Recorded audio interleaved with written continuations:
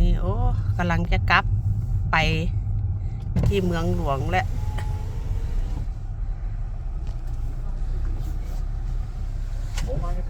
สวัสดีค่ะนี่ยายทิพย์ก็กำลังจะกลับเมืองหลวงก็มากดเอาหมายเลขที่จะขึ้นไปบนเรือนู่นเรือใหญ่ขาวๆสีน้ำเงินจอดรอแล้วเราได้หมายเลขไรฝาแวร์ดีนัมเบอร์เป็นเนี่ย Det var bane 3. โอเคได้ล่องที่สามโอ้ยคนอื่นก็มาจอดรอเยอะแยะแล้วนู่นเรือโอ้ยรถติ๊กล้อก็จอดขวางเนาะที่ดูสักหน่อยเอ้ามัน2 ลำเลยนี่ฝาดัดชุแฝวชุเรือ Jamen jeg tror da kun de har sat den ene i.